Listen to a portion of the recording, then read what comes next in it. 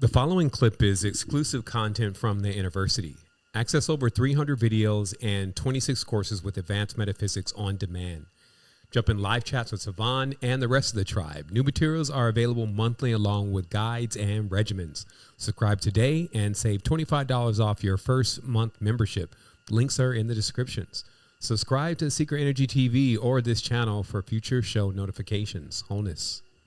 First and foremost, great to see you. This is a completion time. It's really been just that level up, being able to really see clearly into the space and to know in truth what is to come next and how to create and to manifest that and to also be on that mission. That's what we're about.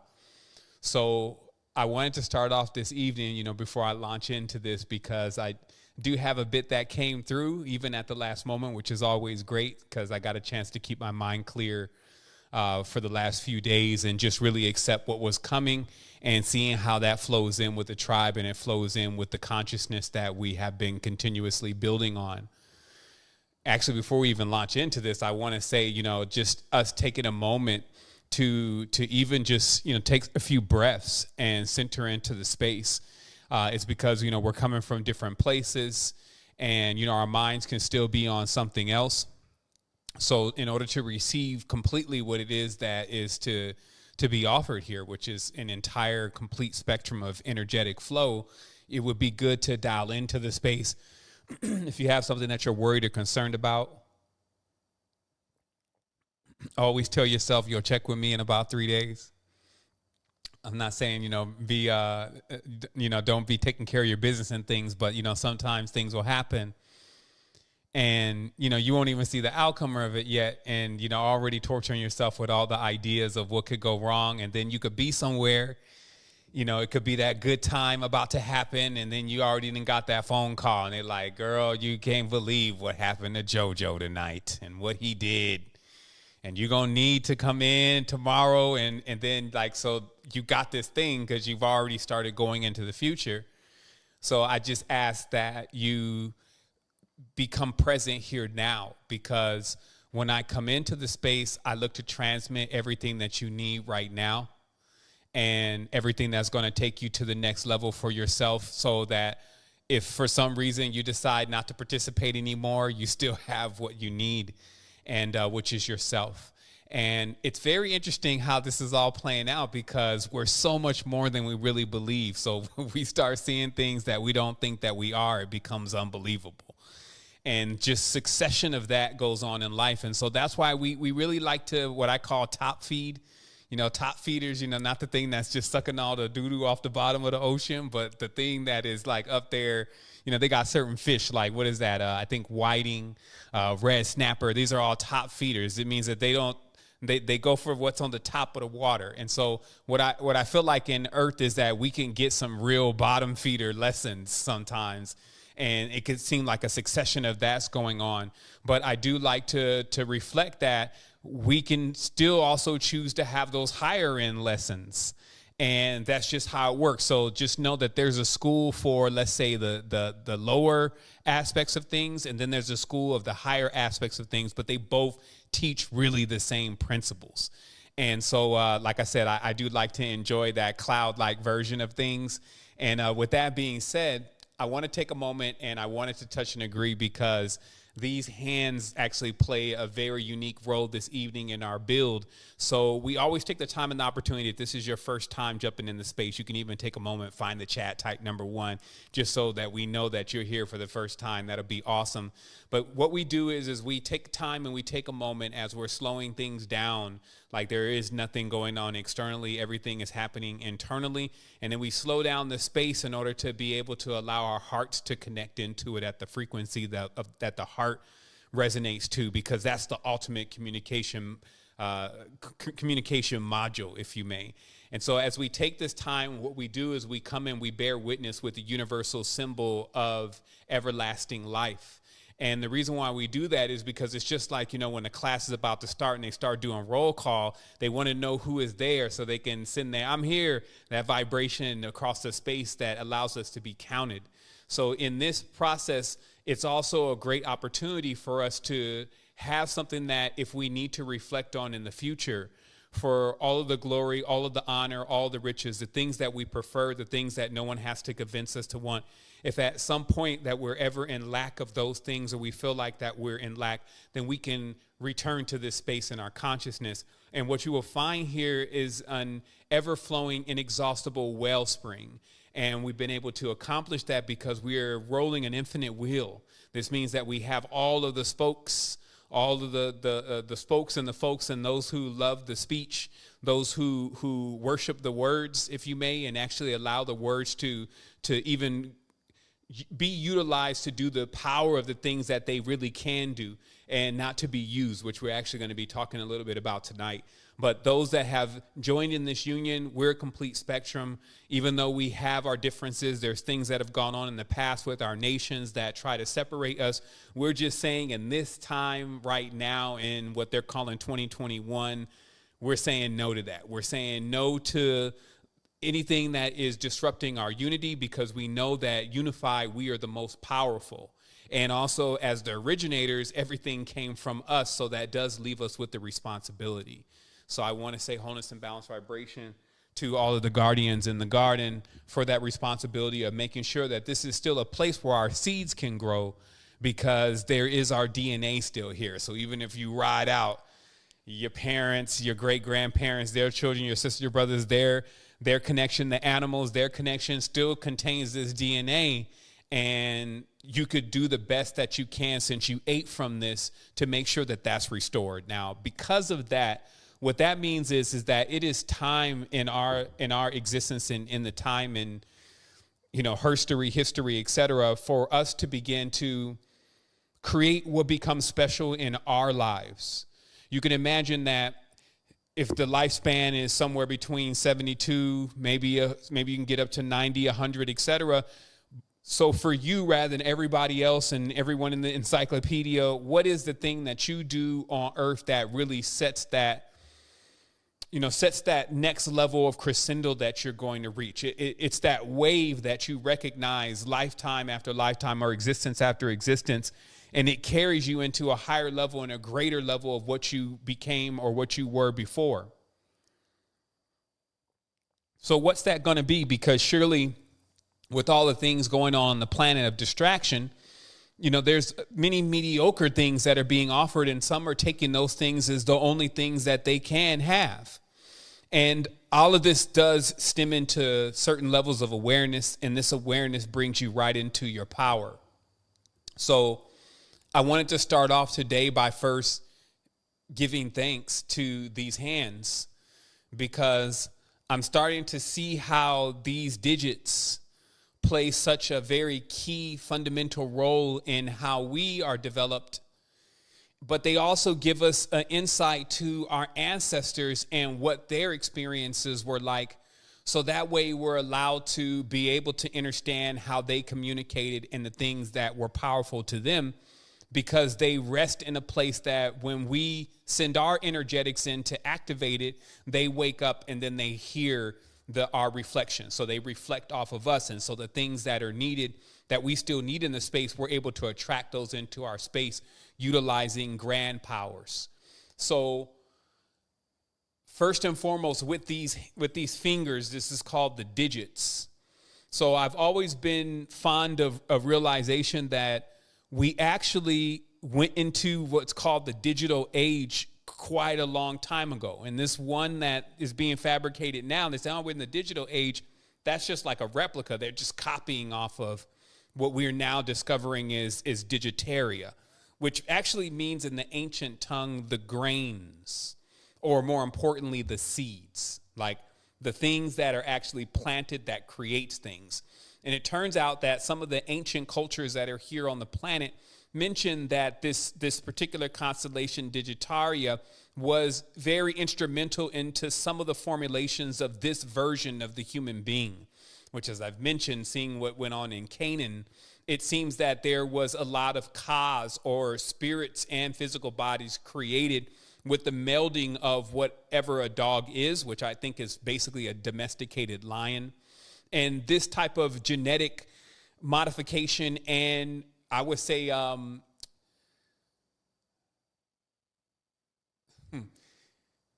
I guess you got to, it's an interesting word that you would have to come up with to actually determine what you would call when the parents have now decided to continuously alter the progeny.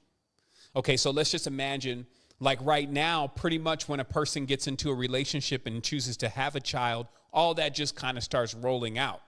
Very seldom do you actually see people these days still plan that. Like, okay, we're trying to get her eyes, his hair, and we're going to put them together, and now we don't have to worry about nappy hair no more. It's just like you don't really see people really doing selective blending with what they're going to create. But in the ancient times, that's all that was really going on, because that's what creation is about. And so the actual, man, words are interesting. So I call them tools today, but many of these words are just not accurate.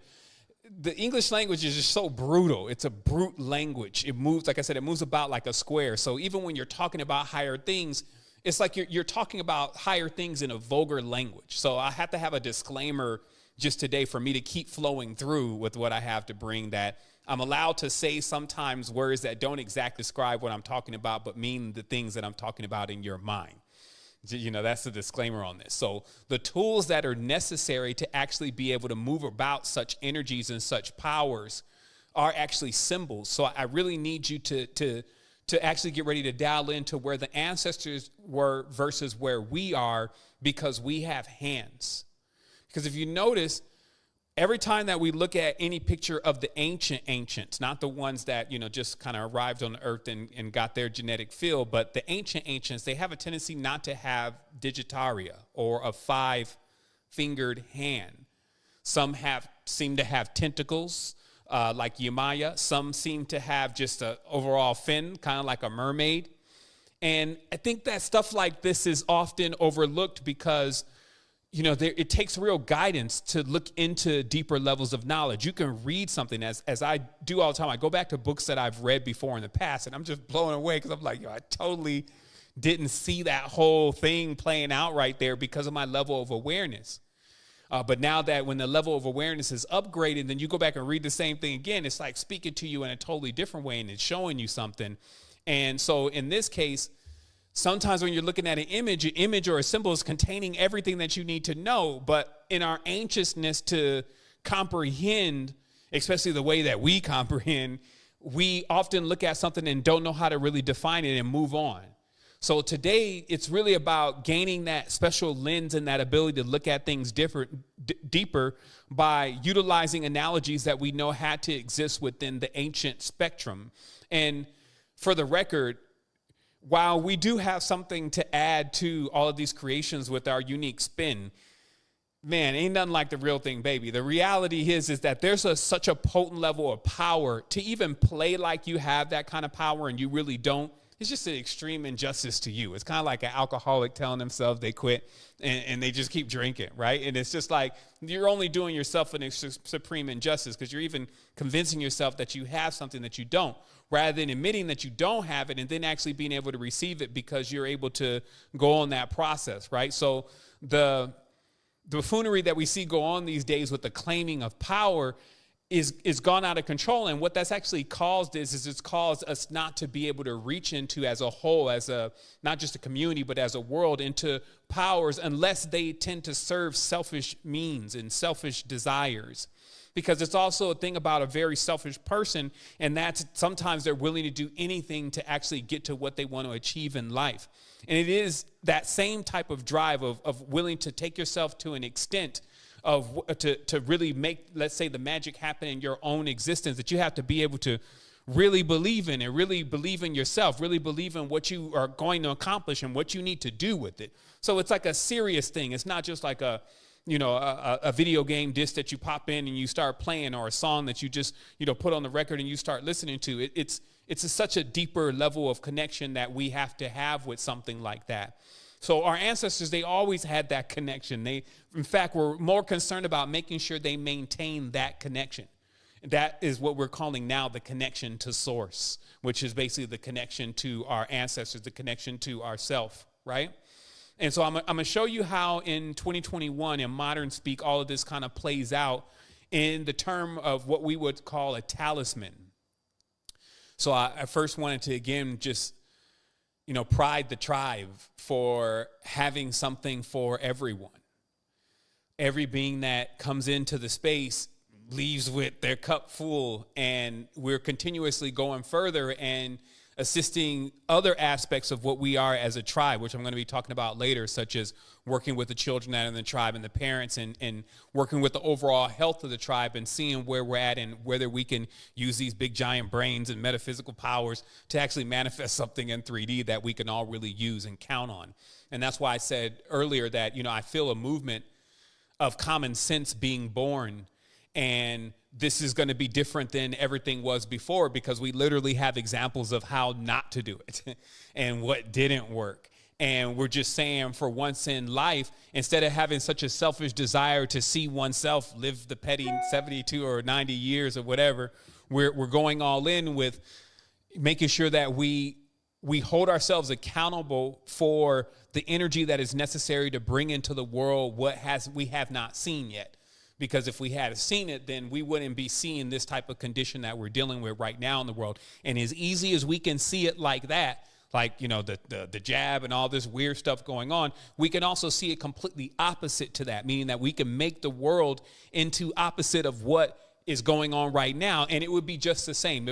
Meaning it would, as far as how the earth does things, it would still go on. It would still, and some say better. But the reality is I'm just saying that when you understand juxtaposition of energy, what you're really saying is, which environment do you rather prefer? And this is where we have to get into the awareness that not everybody prefers what you would prefer. Mainly two different kind of forces. And I want to show you in your world today how these forces are very present. And by bringing you a very common sense example. Now, I've already explained in detail how when we just look into biology, what we find is two life forms that we can say that all other life forms descend from or ascend from, whatever. And that, of course, in the physical plane is the reptile and is the mammal. So we've talked about this enough. We can go on and on about it. We can see what our ancestors talk about. You can see the huge horned being, which everybody is scared of. And then also that wild looking reptilian statues and stuff like that everybody else is scared of. So it seems like everybody's scared of the parents in that paradigm. Okay. But at the end of the day, what you have to be is wise enough to sit down and learn the lessons from the parents then, because they may indeed be primordial. So their behavior may be totally different to ours, just like our great-great-granddad's behavior is totally different to the male that's running around today, right? But, bringing ourselves into the minds of our ancestors is key. And I'm blending something together here, and I've actually launched off on two different things, and I see that in my mind. So I'm working on just holding all this together so I can bring in a complete awareness of how this works, like how the symbolism is the key in itself to, meaning symbolic, meaning the meaning is the key itself to unlocking knowledge, because when our ancestors did not have hands, it meant that there was no writing. Like from what we call writing things down in language, there was none of that. And so what was necessary then is that you needed to be able to have very complex formulas, very complex ideas and ways of being, conceptualizations, things that were going to be manifested. You had to be able to encode all of that into generally a symbol that you would just remember in your mind infinitely. We understand that our ancestors, the reason what made them immortal was they were dual gendered, even in the physical. So when they reached into the physical, they saw them as hermaphrodites, as a code word, but saying that, especially in the case of the Nomo, that they were dual gendered so they could keep reproducing themselves or regenerating. Because see, when you're looking external and you're saying, okay, something is hermaphroditic, then you're thinking of it having sex with itself and producing babies in the external plane. But what we're really referring to is actually something that takes place internally. So a dual gendered soul, if you may, is capable of continuously just regenerating its soul. Regeneration became a factor of importance because we realized that, especially in certain spaces and time, we were subject to just that time. We would get old. Like the Emerald Tablets is literally Thoth saying, hey, I'm getting old. I need to go back down to the halls of Amenti to enter into the water there in order to regenerate myself, which is technically 1,000 years for the rest of the world, right? So we're seeing that even in your life, because you don't have to take it into the stars all the time. In your life, you will be subject to time, and you feel like, okay, maybe you don't feel old, but you can see yourself deteriorating, right? So the regenerative principle, the regenerative component is really what every deity, God, supreme being, etc., always made sure they never forgot. And you could see why. And it was also never something that they would make external, because if it was only external, then when you left whatever that external space was, you wouldn't have it. So where they kept it is they kept it in the consciousness, and they kept it as a symbol, not a bunch of books and a bunch of letters and a bunch of words of broken down towers. You see what I mean? It was just a symbol. So the reason why I'm mentioning this today is not that I have a symbol to bring to you. We've gone deeply into many different symbols, but it's actually an awareness, because sometimes our mind will ask us, well, how can a symbol be so powerful? How could just something like that be so powerful? And it's because that was the way that we were always communicating before we got digits. Now, when we got digits, this is very similar to like giving a calculator to someone that is learning math.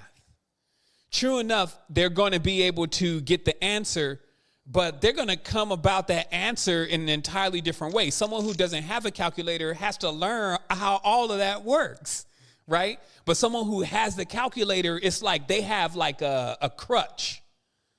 This later on became called Cain. Like it was an extra set of knowledge that was kind of like, if you want to say, a cheat sheet, because the reality was it wasn't that the humans were coming in deteriorated. The humans were coming in almost uncontrollable. So there needed to be a new level of molding. It's kind of like your child being born and your child is just out of control. And now you're trying to implement a system to try to get them to conform more to what you want them to be like. This is what you can see the ancestors like. So as I'm mentioning this about how the language works, I'm going to pause for a moment, and I'm going to go back again to this reptile and this mammal.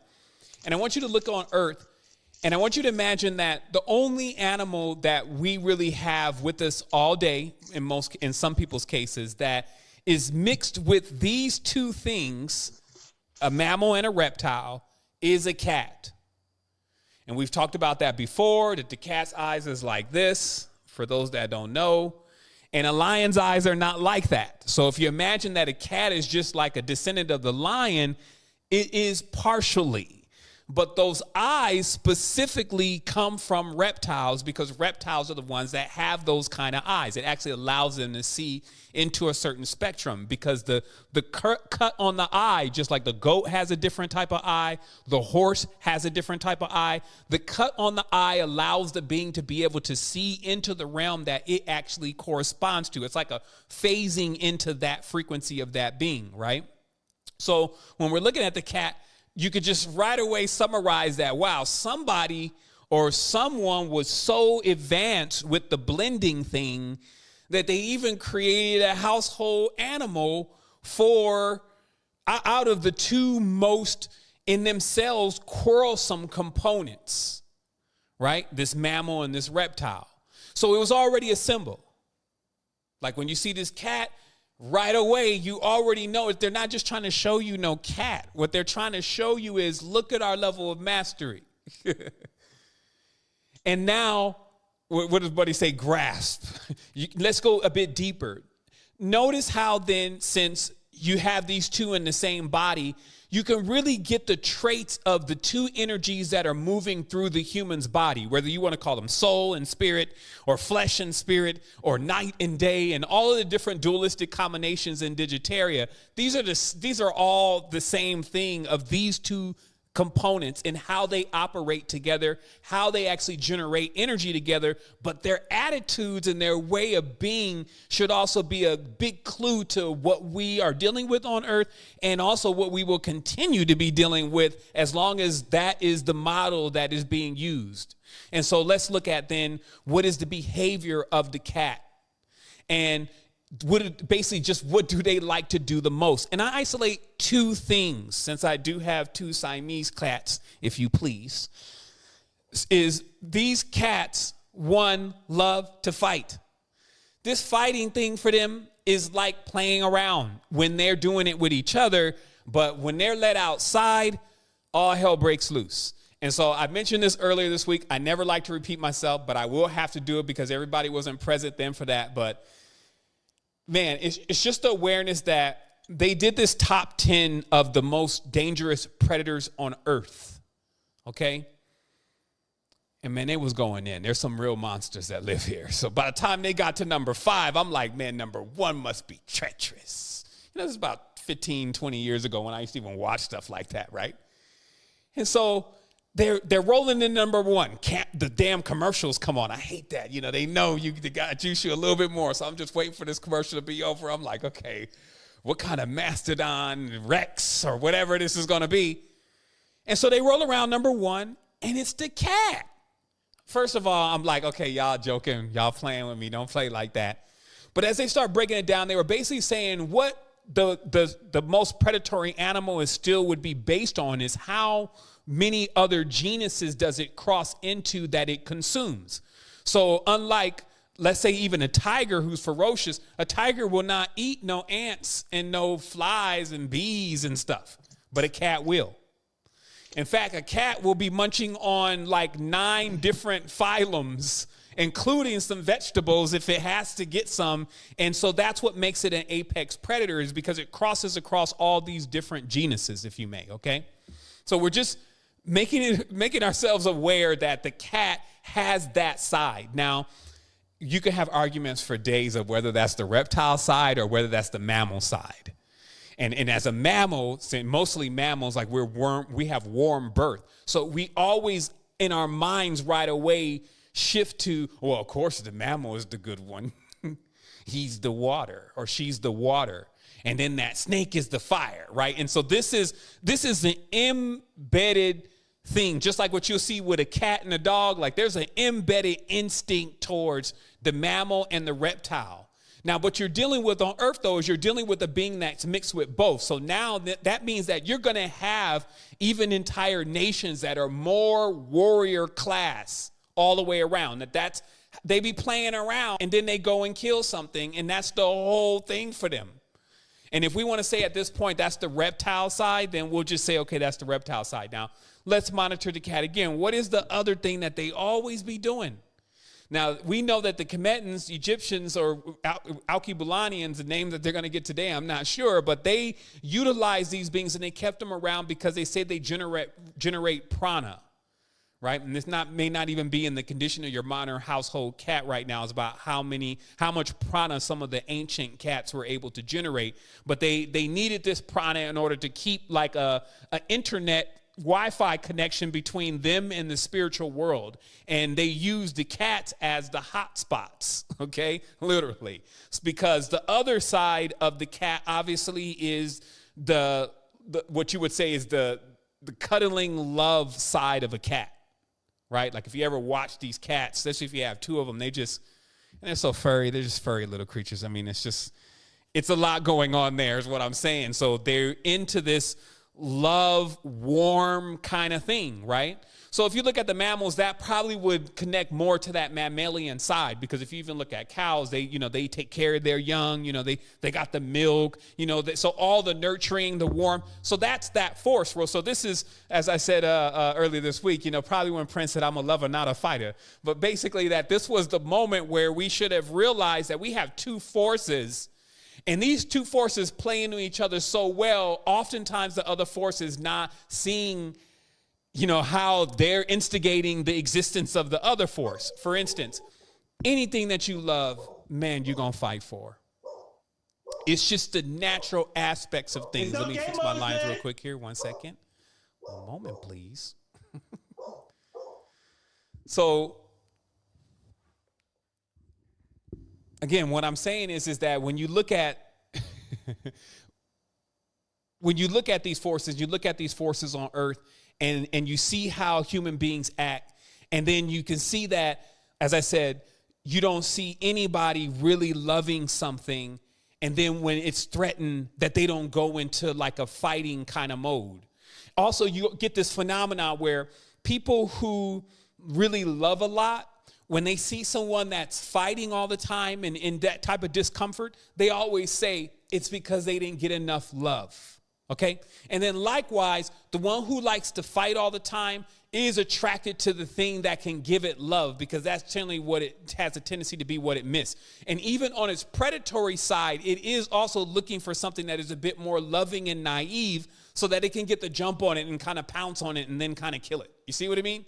So with these two forces, we have to realize that in life, in the nations, because the nations are now, like the blood of the cosmos has been mixed together, you would have different levels of alchemical energetics inside of your body of these two core forces. And your ability to actually balance out these forces is really the matter at hand. It's actually the ability to create power. However, because you are designed in something that had that same purpose, that's the holographic nature of this, that one level up, if you're calling them the parents, decided that they would create, just like we created the cat, an energetic go-between, something that could be utilized in order to be able to cultivate certain levels of the power and the energetics. And they called that, in this case, modern times, the talisman, also known as the amulet. But we'll focus today just on the talisman, since it does encase the words that are necessary for us to be utilizing common sense to realize that this type of thing is true, that human beings themselves, being talismans or pentagrams, are being used by not only collective forces that understand how that work, but also other entities that was how they do everything. They didn't use pens and papers. They use the projection of the symbol from their consciousness, and then they bring it into manifestation. And so that's how this entire existence that we're in is all twined together, because you have the power. And I'm gonna actually make this very clear here. Give me 1 second. Let me just make sure I'm on point with my notes. Okay, yeah, let me just make sure this comes across correctly. So now that you have the mammal and the reptile, and we're very clear on now on their behavior and how they instigate each other, and you can clearly even see certain races are kind of more reptile-like, versus in other races you can see them more mammalian. And then you can get every single mixing and matching of those, especially as you spread across the spectrum of colors of lights of the skin suits that are here on the planet. It's also known as the shining ones, because the skin shines on the astral plane. Like, there's a big thing about this skin that many have yet to come to realize, but the skin is the largest organ inside the body. So in magnitude, since organs are planets, the biggest planet that is surrounding all the planets is the ruling planet, and that's the skin, what we also call the derma, which is Latin for skin, or an anagram for the dream.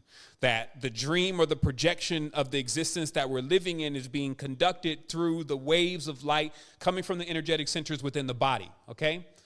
Now, I am explaining all this to explain something. It's all one piece here. Now, the reality also is that means, so now that you understand these two aspects, so you could kind of get on high for a moment and then glance down upon the earth and see the mammals and see the reptiles and all their variants, the cute little fox-faced reptile, the big thick thigh mammal, you could see them all getting into their things, right? And then you could see some of the dramas and things that are unfold from that. And you can realize that that's probably going to be going on forever as the Montagues and Capulets still try to figure out, who's the more superior family. You see what I mean? Versus that now, let's leap one more level up, because it just keeps going up as it keeps going down. So what would be the next level of advanced consciousness beyond this quote-unquote mammal and this quote-unquote reptile, or this spirit and this flesh? Because it's very clear once you understand enough about all of this occultism that the jinn or the spirits or the things of the air are more of like serpentine, and then the things of the earth and the things that walk and tread upon the earth are actually more like mammalian, right?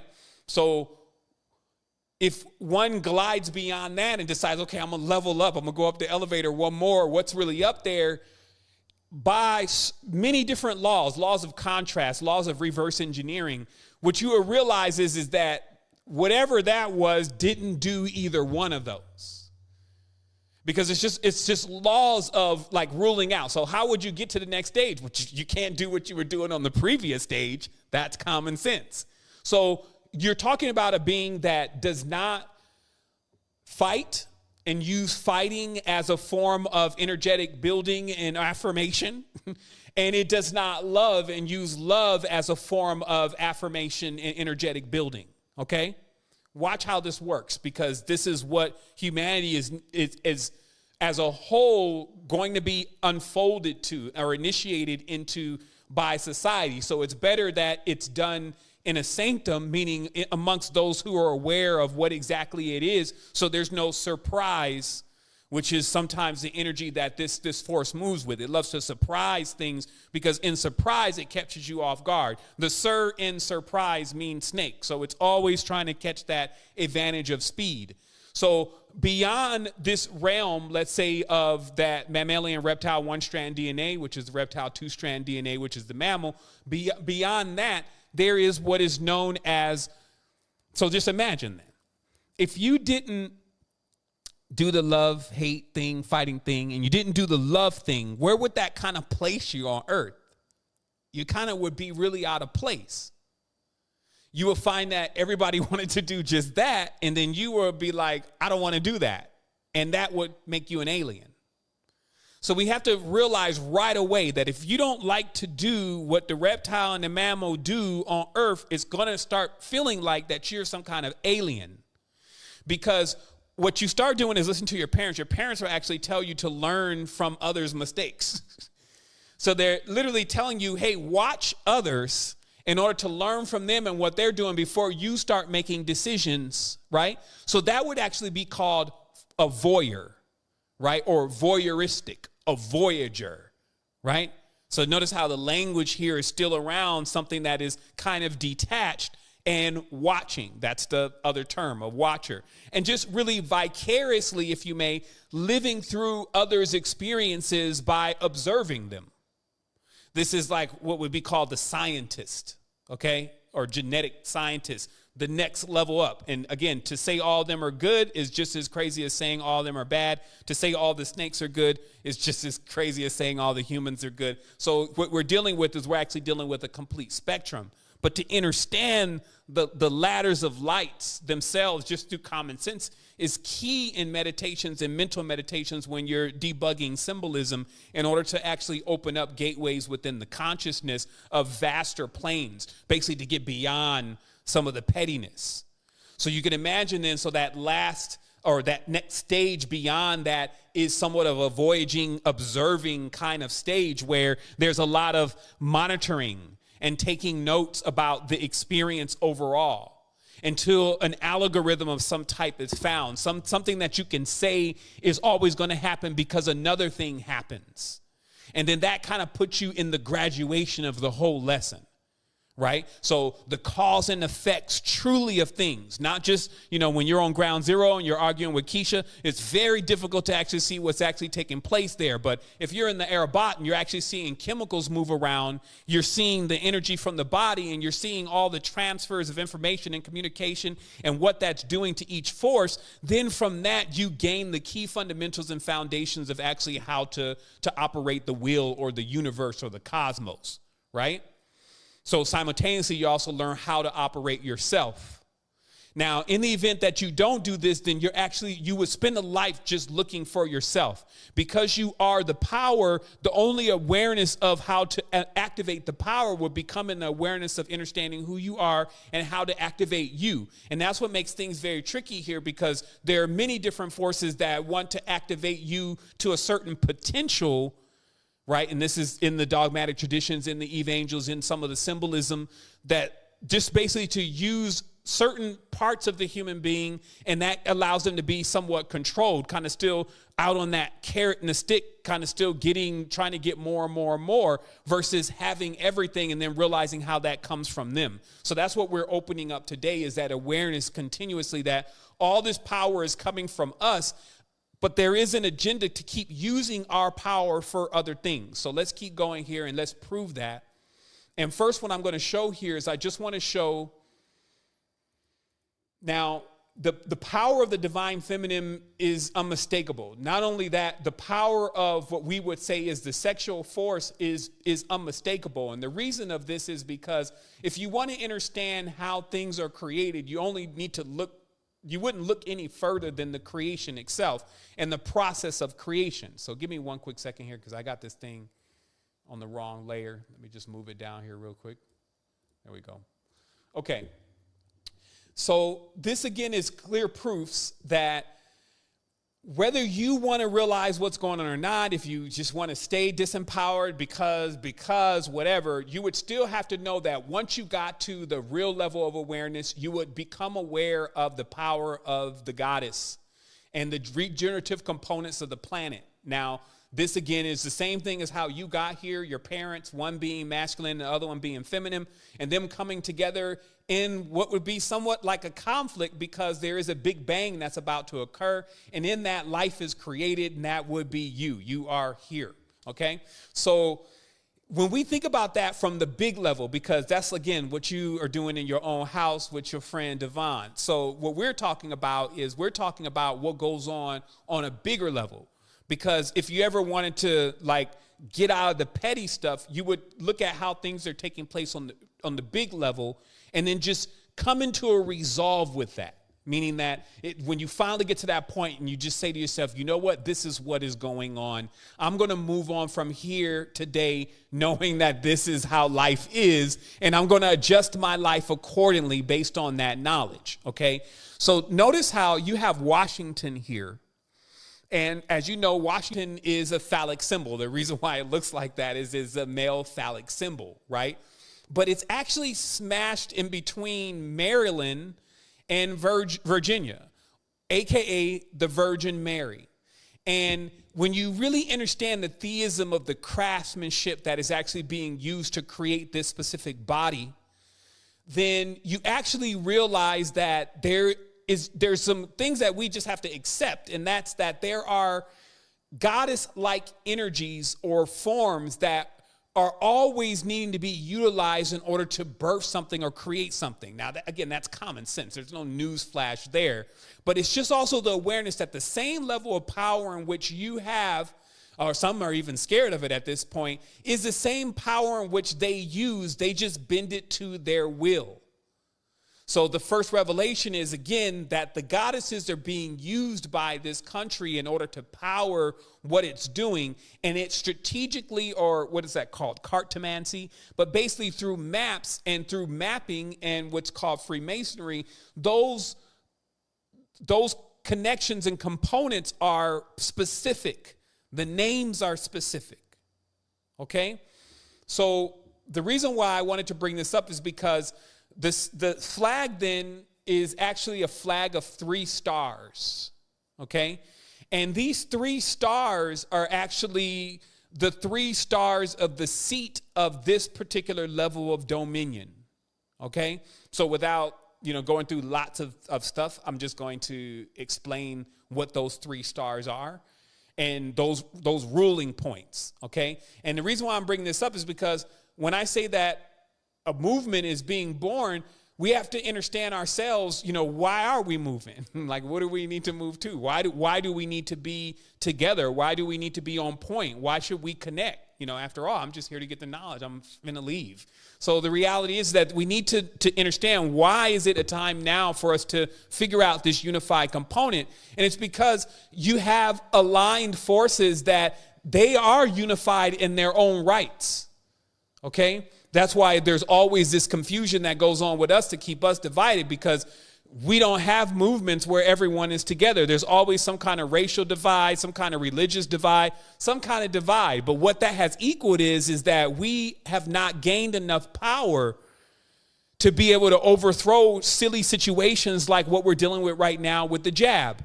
And if anybody wants to sit back on the namaste, mesmerize, hypnosis, and be like, well, brother, we do have the power, it already is happening. Our villages inside of India and other places were already experiencing torment, and the avatars had not yet waken up to actually answer the prayers of those people. So what I'm saying is that we're far along in the debauchery and the foolishness going on the planet. So this is not like something that we're creating. This is something that we now have to deal with. It's something like the child has already been created. Now we got to figure out how to rear it, nourish it, and to begin to change it. And this is the same thing that you will find as the greatest, you will find sometimes as the most difficult thing in life, to try to change someone else, to try to change your child, right?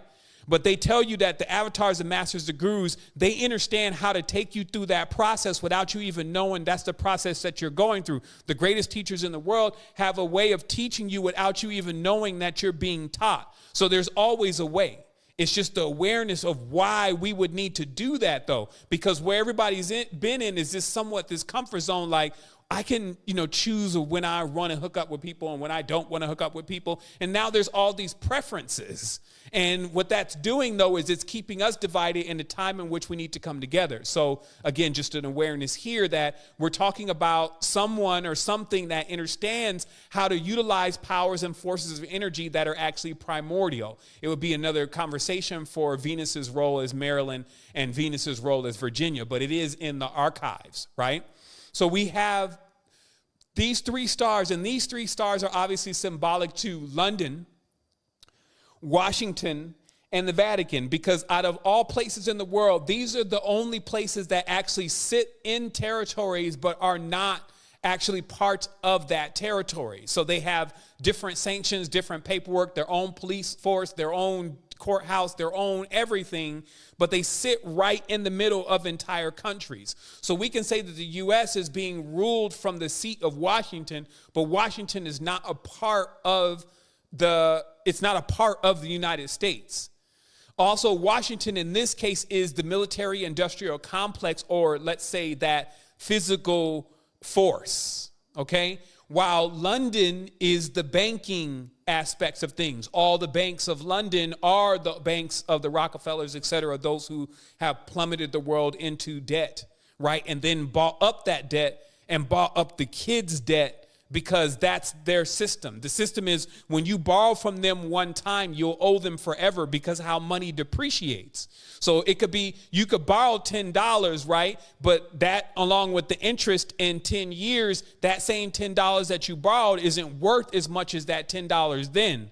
$100 was worth way more back in the day than it is now. So because of that law and that law being put into play of how that currency constantly degrades, the moment that you borrow with interest, you actually will continue to owe. Okay?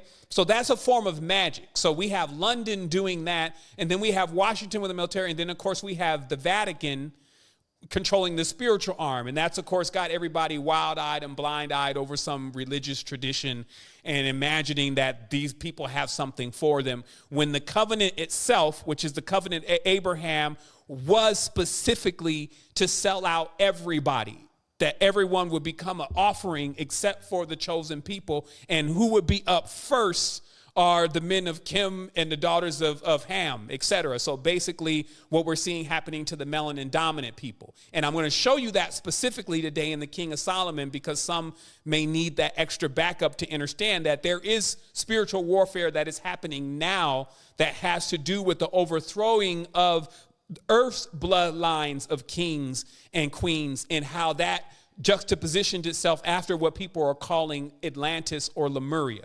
So just so we're aware again that this is an organized force, and that this force sits in other territories and rules that entire territory after, through a series of events, because this doesn't happen overnight, that it can gain a certain level of control. So if you understand the whole aspect of Washington finally becoming the capital, us coming off to the greenback and coming off to the gold-based dollar, the original, what we say is founding fathers coming to the United States, leaving from Britain because they didn't want to pay the kings and the nobles and all of that, the taxes that they were levying on them, but they themselves too being a part of that faction in many ways, but wanting to have their own.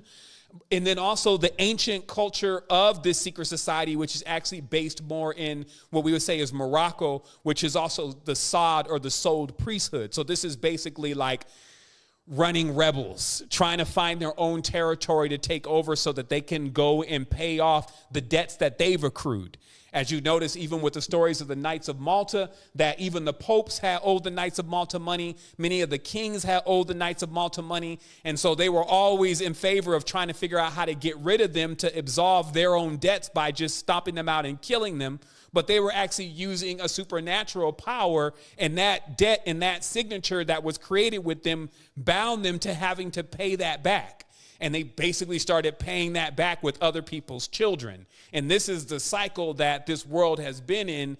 And this is actually the matters at hand for the guardians in the garden, to begin to understand how this power works and how to release those who are binded by this power and actually begin to realize what we need to be doing here in existence, rather than being held in a loop-de-loop by something of a vampire squid in this case, wrapping its tentacles around people through debt and then choking out all sorts of levels of the bloodline through this continuous you owe, you must be tagged, you are no longer a sovereign, we're taking your rights, all this kind of stuff. This is the only time now. And I will say this also, something very interesting of what we notice in the continuum is that generally when you're dealing with something, if you need to solve that, because all problems come from the same source, you keep experiencing that until you solve it. So this is why I'm not a big fan of flying off from Earth and going to another planet and hanging out with a bunch of gods. And there's still a big situation going on here, because it means that still in your memory bank, in your dinucleic load, your DNA, you would have a awareness of something like unfinished business that still needed to be taken care of, if you are vibrating at a frequency where you come into assistance to your beloved, meaning that you still have an activation of the next stage. See, the 1-strand DNA is there, and then that 2-strand is like the next stage. 3-strand, right? They went crazy. They talking about 12-strand. It's like, let's get the 2 strands right and together first before we jump off into some 12-strand activation. But they are hinting to something that when you can get all of this braiding properly, this 12 tribes, right, then you would unlock the 144. Everybody calls me, yo, what about the 144,000? Like, they're still watching this for this external thing. And what it's simply about is the DNA strands reaching 12 and then braiding. And once they do that, then you reach 44,000 points of light, right, to control the wheel of your own consciousness. This means that you would be, you know how like you're thinking about breathing, you're not thinking about breathing right now, because that's in the hands of something. So you would literally be in control, if you may, of yourself.